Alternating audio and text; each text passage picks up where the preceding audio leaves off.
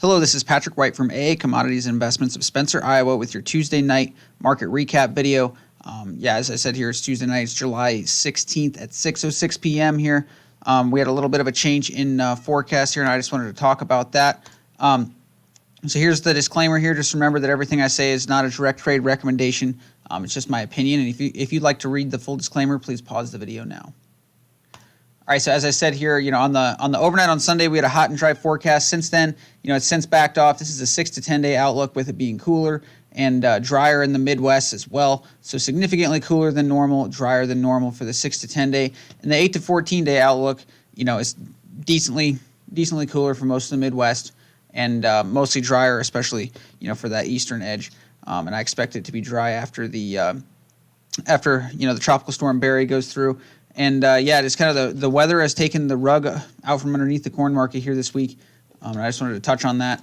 So I guess going in here on the corn market, I've got a couple different areas that I've been looking to buy corn at. I think that overall corn is in a trading range, and we've rallied prices just on the weather issues and stuff. This spring and summer, but right now we're just lacking a new buyer. The funds are long. That we just don't have another buyer to get in here and get our extra leg higher onto higher prices at this time. So, we've seen a pretty good sell-off since Sunday night's gap up.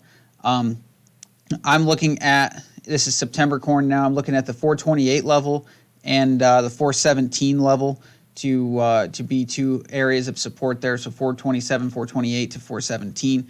And the area that I'm really watching to see if this range is going to stick in here is this 412.5 region. If we get a close below that, most likely we're probably heading down to like the $4 level in September corn. So as long as we can keep, I would argue, as long as we can keep 417, or especially that gap level back there, 412, as long as we can keep that intact, we should continue the range. And I think that we're going to range because we're still in the dark on acres. We're still in the dark on yield. We don't know what that's going to be. We don't know what the USDA is going to report going forward here. So, with that being said, we should be in a range until we know more in the August WASDE report, and that comes out August 12th, I believe.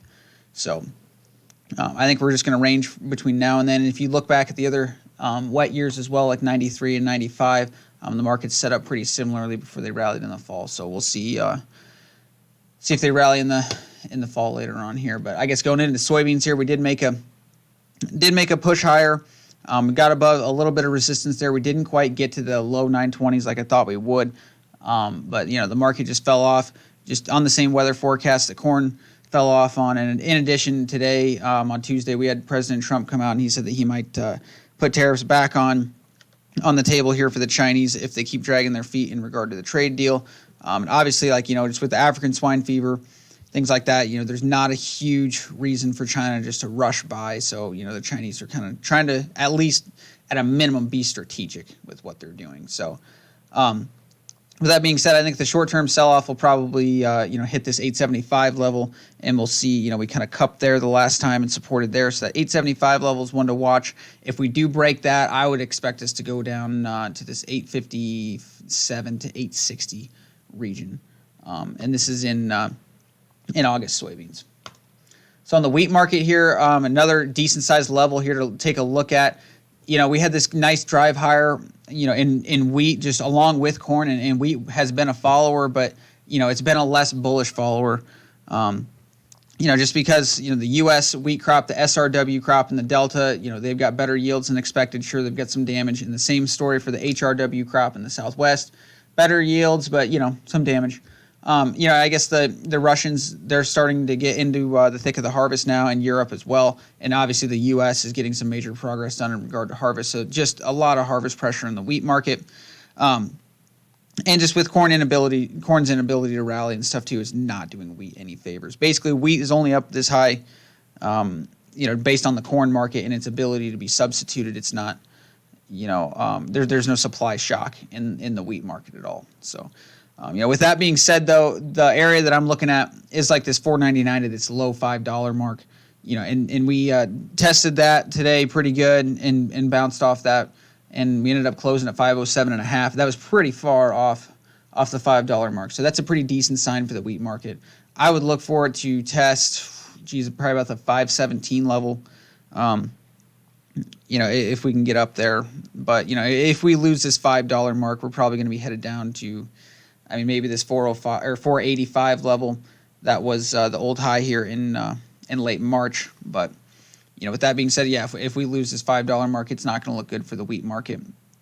And yeah, that would, in my mind, that would negate the range. This whole thing kind of looks like a big head and shoulders if you look at it. There's a head there, and there's a shoulder there, and an almost even shoulder there. So this $5 mark would be the neckline, and it's also a place where we've tested 5 times over here, 2 times over here, and if we test it again, this would be about the 6th time tested tomorrow. That'd be 7. But if we break that, we would be breaking the neckline on the head and shoulders, and that would be pretty precarious there. So that's all I wanted to touch on here. We got about 50 minutes till the overnight. I don't have any advantage alerts at this time. Just with the range and stuff, we need exuberance to get sales on. So, with that, be mindful, get some puts on if you're nervous. If you're not where you want to be with sales, if a stab 20 cents lower in corn is going to freak you out, get some puts on. So, other than that, that's all I got. And yeah, have a good rest of the week, guys. Thank you.